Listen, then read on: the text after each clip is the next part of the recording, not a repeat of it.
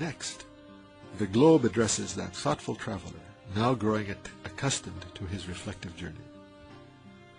Why are you wandering through the heavens, through space and sky? Come, I will make known to you what you are seeking. Look at the functions that I perform, and read my pages. He looks and sees that the globe, like an ecstatic Mevlevi dervish with its twofold motion, is tracing out around the field of the Supreme Gathering a circle that determines the succession of days, years, and seasons. It is a most magnificent dominical ship, loaded with the hundreds of thousands of different forms of food and equipment needed for all animate beings, floating with the utmost equilibrium in the ocean of space and circling the sun.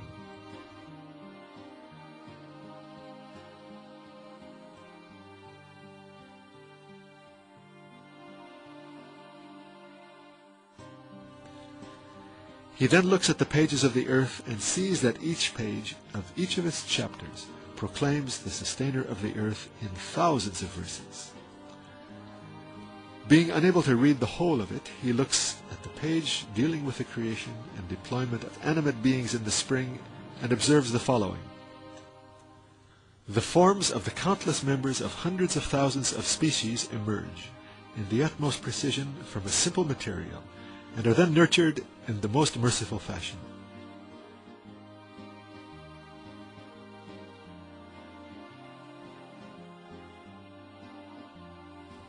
Then, in miraculous manner, wings are given to some of the seeds. They take to flight and are thus dispersed. They are most effectively distributed, most carefully fed and nurtured.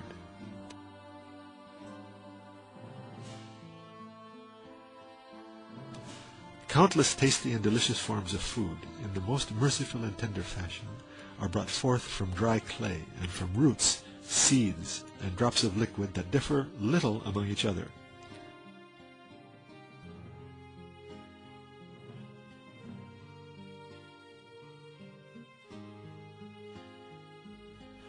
Every spring, 100,000 kinds of food and equipment are loaded on it from an unseen treasury, as if onto a railway wagon, and are dispatched in utmost orderliness to animate beings. The sending to infants of canned milk in those food packages, and pumps of sugared milk in the form of their mothers' affectionate breasts, is in particular such an instance of solicitousness, mercy, and wisdom, that it immediately establishes itself as a most tender manifestation of the mercy and generosity of the merciful and compassionate one.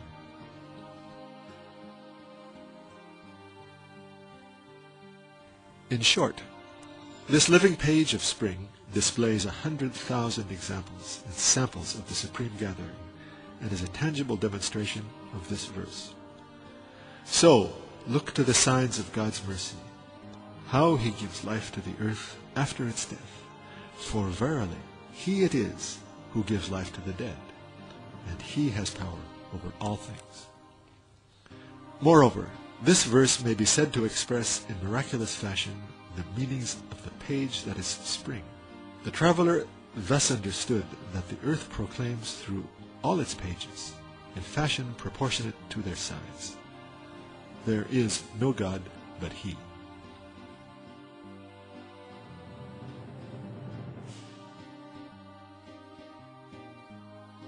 In expression of the meaning beheld by the traveler through the brief testimony of one of the 20 aspects of a single page out of more than 20 pages of the globe, it was said in the third degree of the first station, there is no God but God, the necessary being, to whose necessary existence in unity the earth with all that is in it and upon it testifies, through the testimony of the sublimity of the comprehensiveness of the truth of subjugation, disposition, nurturing, opening, distribution of seeds, protection, administration, the giving of life to all animate beings, compassion and mercy universal and general, a truth vast and perfect, and to be observed.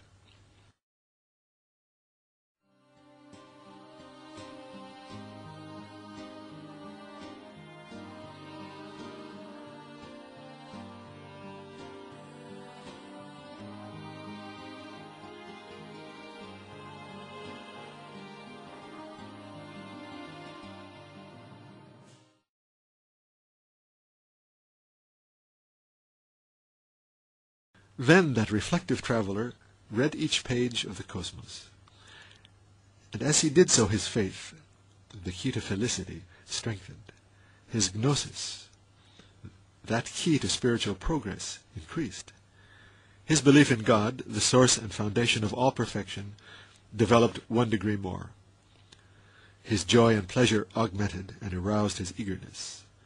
And while listening to the perfect and convincing lessons given by the sky, and space, and the earth, he cried out for more.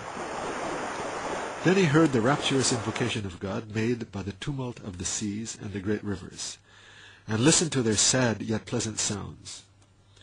In numerous ways they were saying to him, "Look at us. Read also our signs." Looking, our traveler saw the following. The seas, constantly and vitally surging, merging and pouring forth with an inclination to conquest inherent in their very nature, surrounded the earth, and together with the earth revolved extremely swiftly in a circle of 25,000 years in a single year.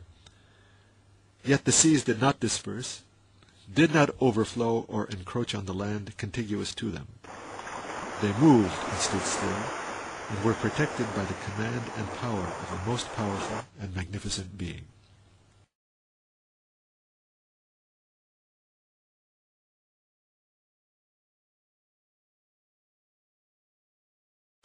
Then looking to the depths of the sea, the traveler saw that apart from the most beautiful, well-adorned, and symmetrical jewels, there were thousands of different kinds of animals, sustained and ordered, brought to life, and caused to die, in so disciplined a fashion, their provision coming from mere sand and salt water, that it established irresistibly the existence of a powerful and glorious, a merciful and beauteous being, administering and giving life to them.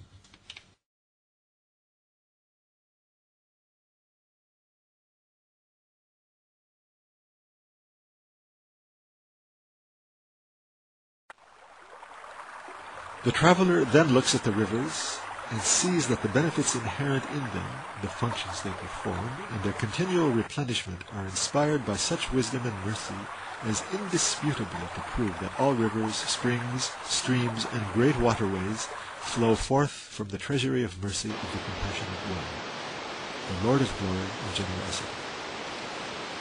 They are preserved in this mist, indeed, in so extraordinary a fashion that it is said, 4 rivers flow forth from paradise. That is, they transcend by far apparent causes and flow forth instead from the treasury of a non-material paradise, from the superabundance of an unseen and inexhaustible source. For example, the blessed Nile, that turns the sandy land of Egypt into a paradise, flows from the mountains of the moon in the south, without ever being exhausted, as if it were a small sea. If the water that flowed down the river in 6 months were gathered together in the form of a mountain and then frozen, it would be larger than those mountains. But the place in the mountains where the water is lodged and stored is less than 1/6 of their mass. As for the water that replenishes the river, the rain that enters the reservoir of the river is very sparse in that torrid region, and is quickly swallowed up by the thirsty soil. Hence, it is incapable of maintaining the equilibrium of the river. A tradition has thus grown up that the blessed Nile springs in miraculous fashion from an unseen paradise. This tradition has profound meaning and expresses a beautiful truth.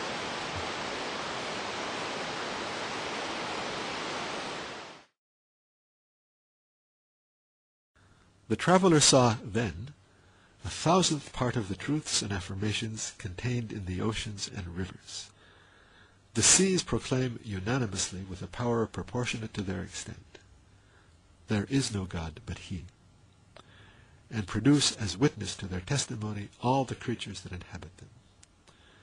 This our traveler perceived.